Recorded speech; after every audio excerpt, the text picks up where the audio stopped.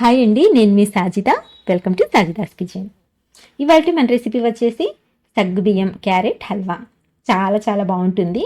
సగ్గుబియ్యం హెల్త్కి చాలా మంచిది కదండి. వేసవి కాలంలో అయితే సగ్గుబియ్యం ఎంత వాడితే అంత మంచిది. ఇంకా ఇందులో మనం క్యారెట్ కూడా యాడ్ చేస్తున్నాం కాబట్టి ఈ హల్వా మరింత హెల్తీ అయిపోతుంది అనమాట. ఇంకా టేస్ట్ అయితే అస్సలు చెప్పనవసరం లేదండి. చాలా అంటే చాలా బాగుంటుంది. ఎక్కువ టైం కూడా పట్టదు. కేవలం 15 నిమిషాల్లో అప్పటికప్పుడు చాలా ఈజీగా ప్రిపేర్ చేసుకోవచ్చు. నోట్లో వేసుకుంటే వెన్నెలా కరిగిపోతుంది. సో తప్పకుండా ట్రై చేసి చూడండి. ఈ హల్వా ప్రిపేర్ చేయడానికైతే ఫస్ట్ స్టవ్ ఆన్ చేసుకొని ప్యాన్ పెట్టుకొని ఇందులోకి 1 టేబుల్ స్పూన్ వరకు నెయ్యి వేసి కరిగించుకోండి. నెయ్యి కరిగాక ఇందులోకి కొన్ని జీడిపప్పు పలుకులు, కొన్ని బాదం పప్పు పలుకుల్ని యాడ్ చేసుకొని మంటని మీడియం ఫ్లేమ్లోకి అడ్జస్ట్ చేసుకొని వీటిని దూరగా వేయించుకోవాలి. ఇక్కడ చూడండి, ఈ విధంగా గోల్డెన్ షేడ్లో ఫ్రై అయిన తర్వాత ఈ డ్రై ఫ్రూట్స్ని ఒక బౌల్లోకి తీసి పక్కన పెట్టేసుకోండి. ఇప్పుడు ఇదే ప్యాన్లోకి మిగిలిన నెయ్యిలోకి ఒక పెద్ద సైజు క్యారెట్ని సన్నగా తురుముకొని ఈ క్యారెట్ తురుముని ఇందులోకి యాడ్ చేసేసుకోండి. మంటని లో టు మీడియం ఫ్లేమ్లోకి అడ్జస్ట్ చేసుకొని ఈ క్యారెట్ తురుములోని పచ్చి వాసన పోయి కొంచెం సాఫ్ట్గా అయ్యేంత వరకు ఫ్రై చేసుకోవాలి. ఒక 5 నిమిషాల పాటు ఫ్రై చేసుకున్నట్లయితే క్యారెట్ మనకు ఇలా కొంచెం మెత్తబడుతుందండి. అంటే కొంచెం సాఫ్ట్గా అవుతుందన్నమాట.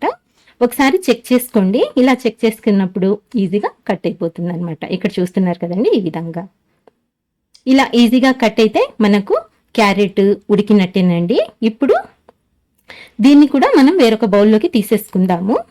ఇలా బౌల్లోకి తీసి దీన్ని కూడా పక్కన పెట్టేయండి. ఇప్పుడు ఇదే ప్యాన్లోకి మరో 2 స్పూన్ల వరకు నెయ్యిని వేసుకుని కరిగించుకోండి. నెయ్యి కరిగాక ఇందులోకి 1/2 కప్పు వరకు సగ్గుబియ్యం తీసుకోండి. ఇవి సన్న సగ్గుబియ్యం అండి. హల్వా కోసం ఇలా సన్న సగ్గుబియ్యం తీసుకుంటేనే హల్వా అనేది చాలా బాగుంటుంది. ఇప్పుడైతే వీటిని లైట్గా కలర్ చేంజ్ అయ్యేంత వరకు ఫ్రై చేసుకోవాలి. మంటనైతే లో టు మీడియం ఫ్లేమ్లోకి అడ్జస్ట్ చేసుకోండి. అలాగే ఈ హల్వా కోసం సగ్గుబియ్యాన్ని ముందుగా నానబెట్టుకోవాల్సిన పని లేదండి. డైరెక్ట్గా ఇలాగే తీసుకుని ఫ్రై చేసి హల్వా అయితే ప్రిపేర్ చేసుకోవచ్చు. చాలా ఫాస్ట్గా అయిపోతుంది అనమాట. అలాగే మనము ఈ సగ్గుబియ్యం ఫ్రై చేసే కొద్దీ వీటి సైజ్ అయితే డబల్ అవుతుందండి. ఎందుకంటే ఇవి ఫ్రై చేసేసరికి ఇలా కొంచెం పొంగుతాయి అనమాట. వడియాలు పొంగుతాయి కదండి. సో ఆ విధంగా ఈ సగ్గుబియ్యం కూడా పొంగి మనకు ఇలా కొంచెం ఫ్లఫీగా వస్తాయి. సో ఇలా ఫ్రై చేసుకున్న తర్వాత ఇప్పుడు ఇందులోకి ఏ కప్పుతో అయితే మనం సగ్గుబియ్యం తీసుకున్నామో సేమ్ అదే కప్పుతో ఫస్ట్ అయితే 1.5 కప్పు వరకు వాటర్ని యాడ్ చేసుకోండి. ఇలా నీళ్ళని పోసుకొని ఒకసారి అంతా బాగా కలిపి సగ్గుబియ్యం ఉడికేంత వరకు అయితే వెయిట్ చేద్దాము. ఎప్పుడైతే మనకు సగ్గుబియ్యం ఇలా ఉడకటం స్టార్ట్ అవుతాయో ఇలా ఒకసారి బాగా కలిపేసుకోండి. మొత్తం అంతా చక్కగా కలుపుకున్న తర్వాత ఇందులోకి ముందుగా వేయించి పెట్టుకున్న క్యారెట్ తురుముని కూడా యాడ్ చేసేసుకోవాలి. తర్వాత ఈ క్యారెట్ తురుము కూడా సగ్గుబియ్యంలో బాగా కలిసేట్టు కలుపుకోవాలన్నమాట. ఇలా మొత్తం అంతా బాగా కలిపి సగ్గుబియ్యం సాఫ్ట్గా అయ్యేంత వరకు, అంటే ఈ నీళ్ళన్నీ ఇంకిపోయేంత వరకు ఉడికించుకోవాలండి. అలాగే మధ్య మధ్యలో అయితే కలుపుతూ ఉండండి. సగ్గుబియ్యం తొందరగా అడుగు పడతాయి. సో ఇలా మధ్య మధ్యలో కలుపుకుంటూ ఉన్నట్లయితే సగ్గుబియ్యం అనేవి అడుగు పట్టకుండా ఉంటాయన్నమాట. చూడండి, నీళ్ళన్నీ ఇంకిపోయాయి. అలాగే సగ్గుబియ్యం కూడా ట్రాన్స్పరెంట్గా అయిపోయాయి, అంటే సాఫ్ట్గా ఉడికిపోయాయి అనమాట. ఒకసారి చెక్ చేసుకోండి. ఇలా చెక్ చేసినప్పుడు సగ్గుబియ్యం సాఫ్ట్గా అనిపిస్తే సరిపోతుంది.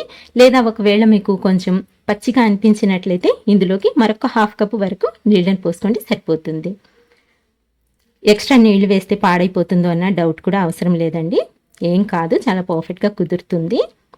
కానీ మనకు సగ్గుబియ్యం అనేవి సాఫ్ట్గా ఉడకాలన్నమాట.